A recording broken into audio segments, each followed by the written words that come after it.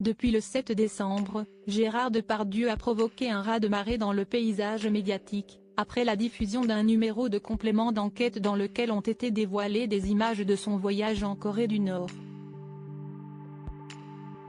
L'acteur de 75 ans a notamment été filmé en train de sexualiser une enfant de 10 ans, ou encore harcelant sa guide touristique, en tenant des propos obscènes.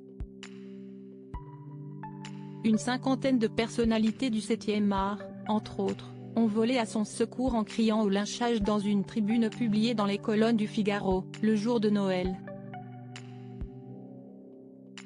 Il n'en fallait pas plus pour que d'autres célébrités s'allient, coup sur coup, pour dénoncer le comportement de Gérard Depardieu, mis en examen pour violer, par la même occasion, le soutien dont il fait l'objet, malgré des accusations graves d'agression sexuelle.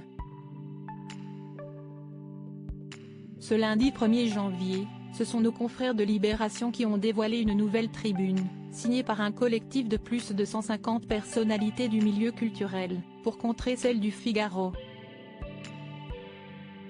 Baptisée « L'art n'est pas un totem d'impunité », elle est portée par Alexandra Lamy, Thomas Joly, Muriel Robin, Swan Arlo ou encore Alice Belaïdi, Enora Malagré, Marie-Lou Berry, Tania Dutel, Fauvoto, Tristan Lopin, Lucie Lucas, Walidia et Caroline Vigneault.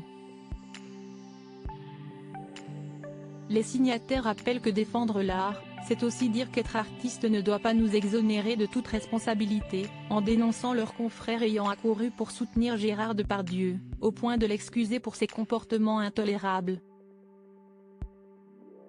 Tout ça ne sera pas en notre nom, peut-on lire dans la tribune.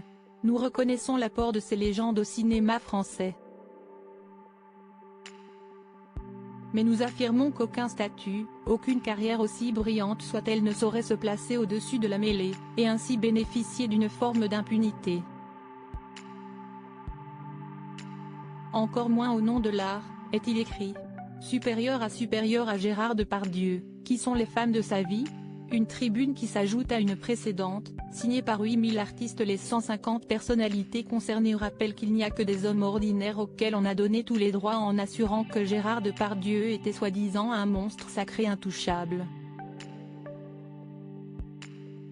Nous ne nous attaquons pas à l'art qui nous est cher, nous voulons au contraire le protéger, en refusant fermement qu'il serve de prétexte à l'abus de pouvoir, au harcèlement ou aux violences sexuelles, est-il aussi inscrit dans le fameux texte, qui a évidemment des mots pour la souffrance des victimes présumées de l'acteur, qu'elles soient célèbres ou anonymes.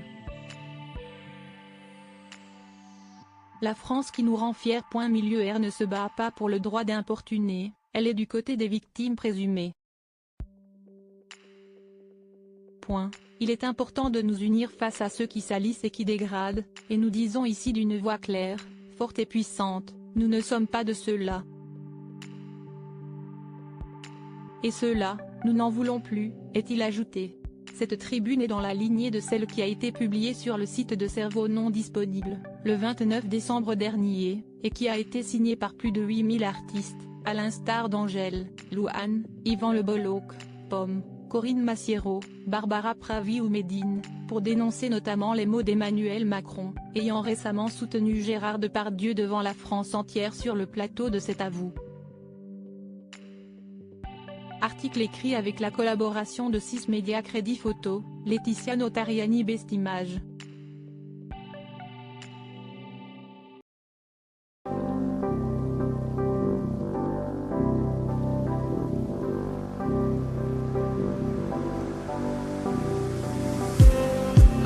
Just need